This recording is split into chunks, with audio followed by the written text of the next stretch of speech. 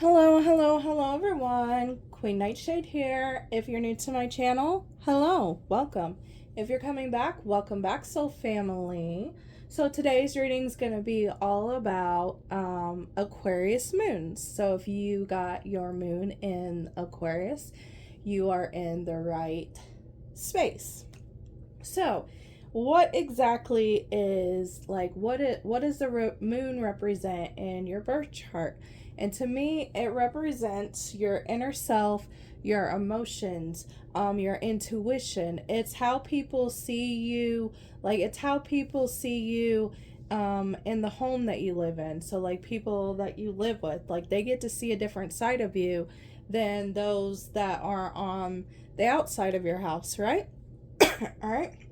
So, I will be putting down in the description box below a link to a free birth chart for those of you that do not know your moon sign. It is free. You just have to know the city, the state, and the time. If you don't know the time, that's okay. Just put in 12 a.m. But I would highly recommend going back and trying to find the time that you was born and going back and looking into it, because sometimes it can change on the times. All right, so when looking at it, you'll see the moon sign, and then you'll see the zodiac sign, which will be Aquarius, but you'll also see a house with it, a Roman numeral. So I'm going to go through each house just really quick, just to give you a general idea of what house your moon's in, and then we'll go ahead and hop into your reading. So the first house represents the self. It says physical body, outlook, self-image, life philosophy, consciousness, opinions, awakening, self-awareness, arrival, expression, gateway, and entry point.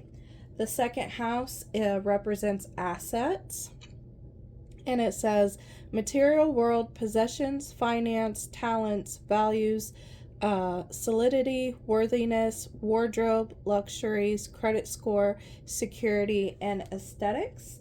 The third house represents perception, speech, thoughts, social media, excursions, dating, siblings, research, street life, circulation, discussions surrounding and sociability.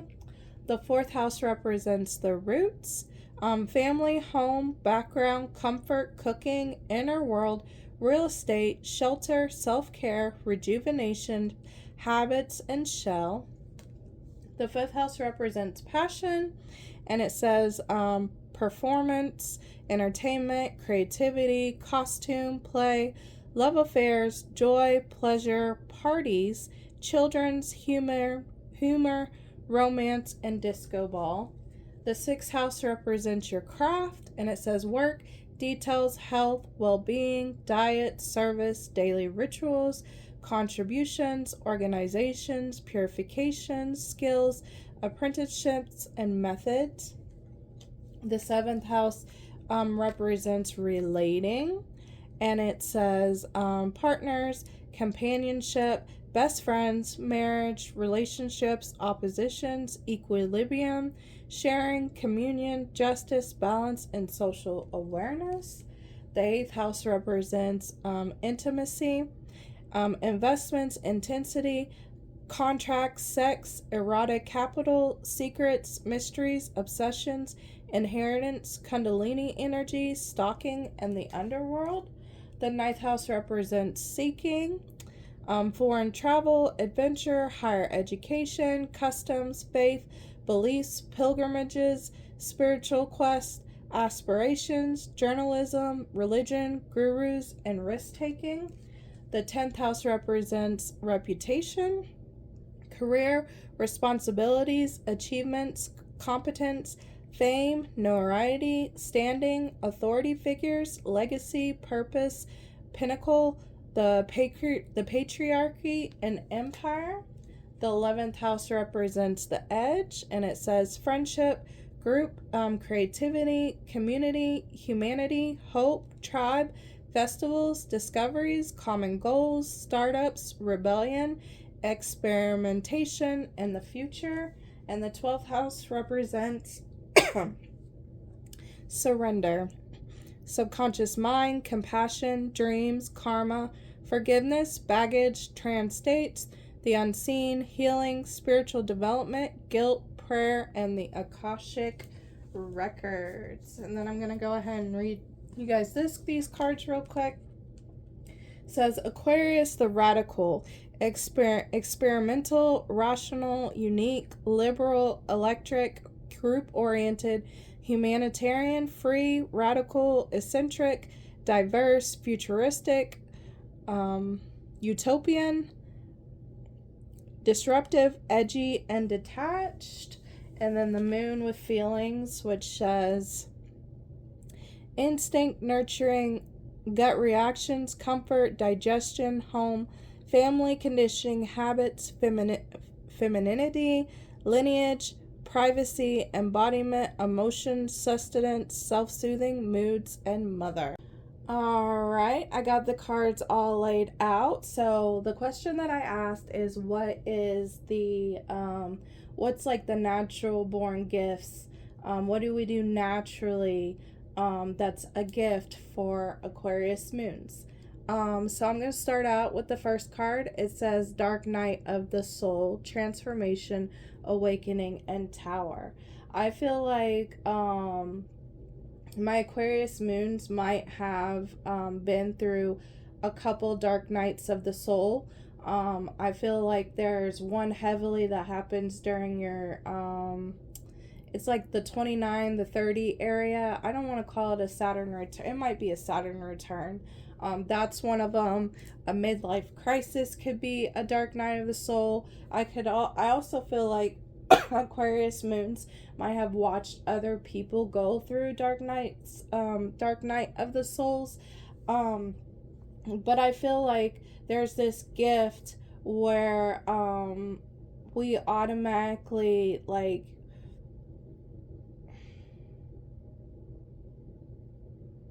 there's this gift that we have where we could see things from a higher perspective. Aquarius always thinks outside the box. Aquarius always marches to their own beat, marches to their own drum. And I feel like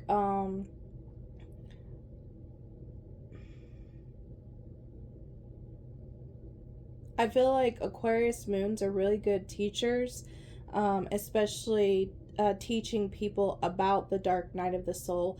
There was this like little, I don't remember if I think it's a photo, and it used to go around, and it was like really popular in 2020, where it's like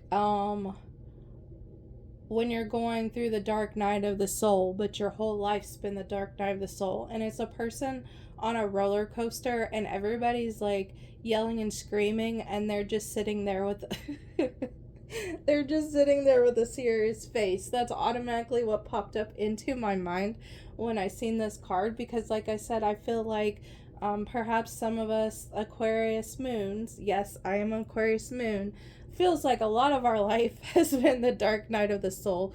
We've been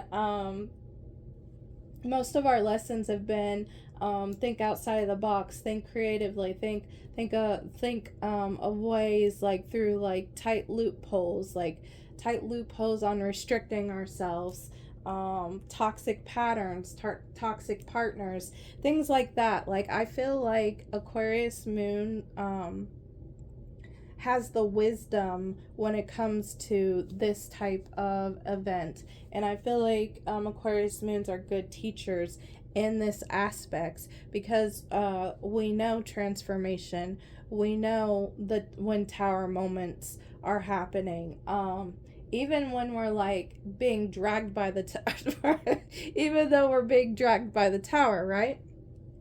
I also picked up with this card Akashic records.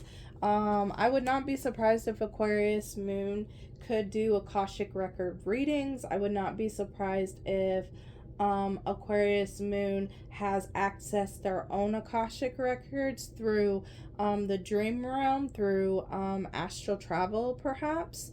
It could be either. I'm picking up both, but I would not be surprised.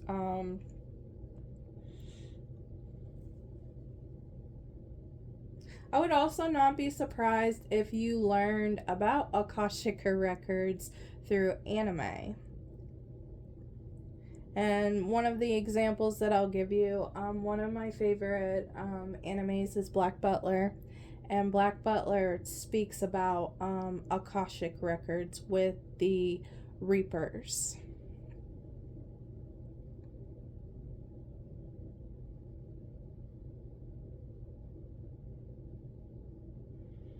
With this truth, honor, empress, and integrity, I feel like Aquarius moons are very noble. I feel like when they tell somebody something, they're gonna stick with it. Even if they're even if someone tries to trick, even if someone tries to manipulate, even if there's like this grand offer that gets presented to them, they will stay true to themselves, and they will remain that loyalty, they will remain that integrity. Like Aquarius in general, I feel like some of the ones that I've met, like if it messes with their integrity, if they and they don't feel right doing it, they will be the first to tell you. Like, it won't be some, oh, well, I don't know. It'll be like an automatic, no, I'm not gonna do that. Like, I'm not gonna do it.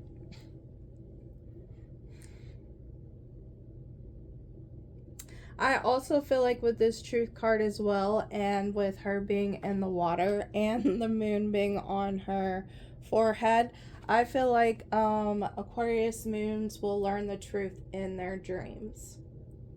Aquarius moons might, you might had dreams of deception. You might have dreams of people, saying one thing and doing another. You might have warning dreams to stay away from certain people. Like, I feel like Aquarius moons, you guys have that ability to detect the truth in your dream realm, but you also might just be able to pick up on it too, because I also heard energy, being around somebody and them talking, and you feel like the energy is off. That's another way. And I believe it's just because you are all about integrity. You're all about, showing up authentically, that when other people come around you that aren't, like, it just, like, your aura and their aura, when they touch, you can feel, like I said, you can tell, you can feel it. You can tell that they're not coming from the same place.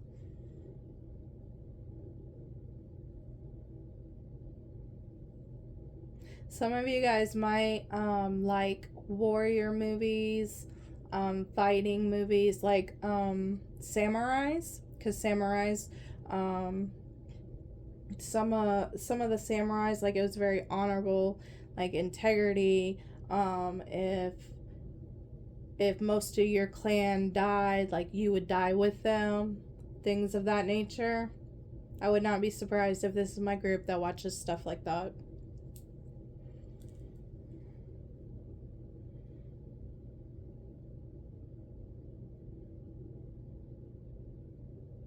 I'm going to come down to these two, the spirit of the trees and the flower child. You guys might work with elementals. You guys might hear elementals. You guys might talk to trees. You guys might talk to flowers. You might see that flowers and trees or plants connect with you well, or show up in ways for you where you're like, oh wow. Or you guys might get like kind of like Pocahontas with grandmother Willer, you guys might sit around trees and you guys might get a spark of inspiration. You guys might get a solution to the things that you have been worried or pondering about.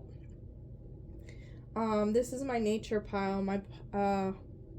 You guys love nature, and you love spending time out in nature and doing things with nature. I wouldn't be surprised also if you guys liked, like fairy movies, or you got, when you was little, fairy movies, or even now, you know what I mean? Like, I still watch movies like that, but fairy movies, movies about elves, movies like Pocahontas, Ferngully, Thumbelina, things of that nature. You guys might also work with the Fae as well, or the Fae are just around and drawn to you. Yeah, that's what I was saying, like nature spirits, elementals.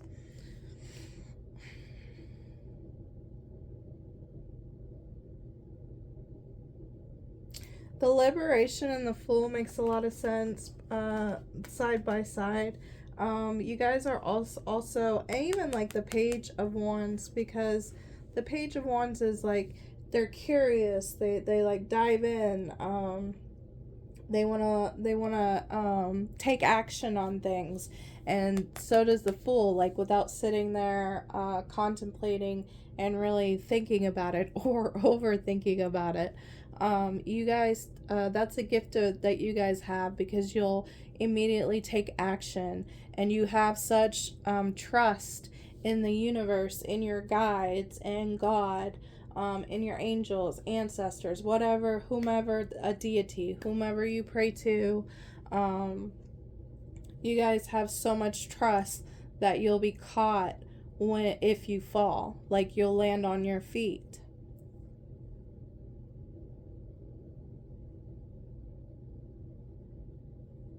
I also feel like you guys show other people how to liberate themselves as well.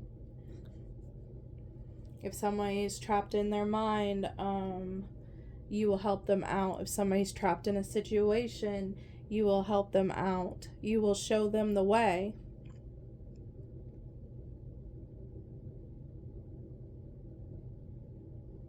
And then with the King of Cups, I feel like that's like the dark night of the soul. There's just like a lot of wisdom, a lot of emotional wisdom, a lot of emotional turmoil that you've been through.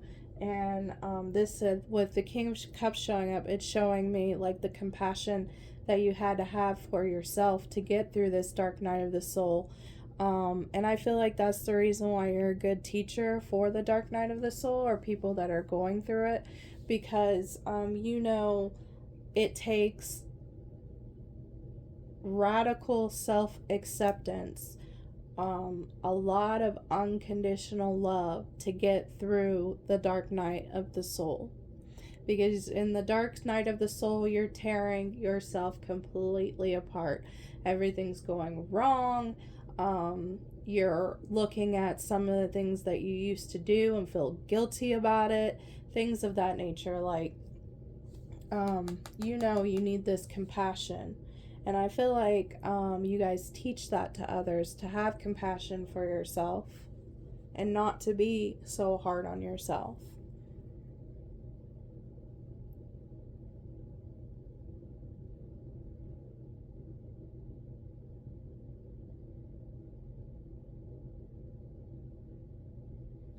I just now seen this now, but trees, sitting near trees charge you. Look at that. You see them glowing?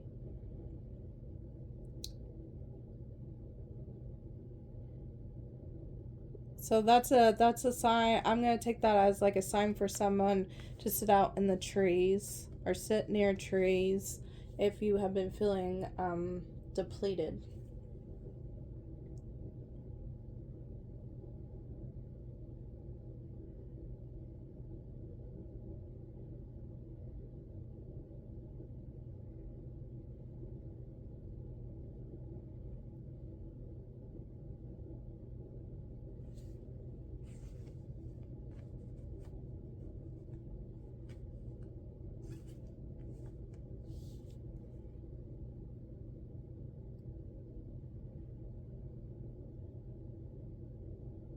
You also just being like the free spirit that you are, you just living and walking that way also helps liberate others. Just you being you in that way helps liberate.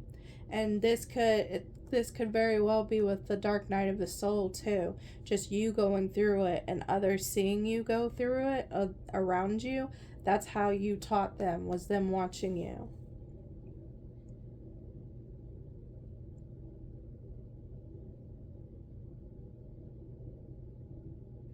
Because if you look here at the bottom, it's a skull being planted and then coming out like that.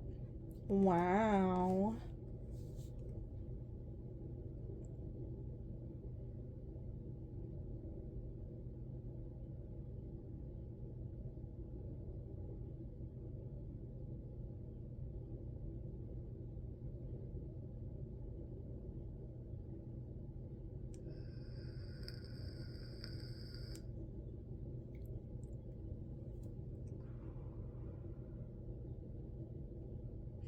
Some of you might, because I'm seeing a dog right here, but I'm also seeing the fox spirit.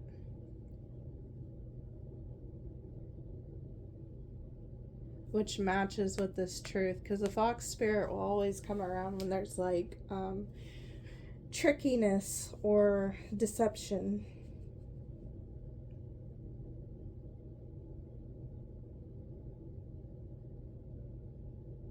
Alright, that's all that I got for you guys. If you like this message, please like, share, and subscribe.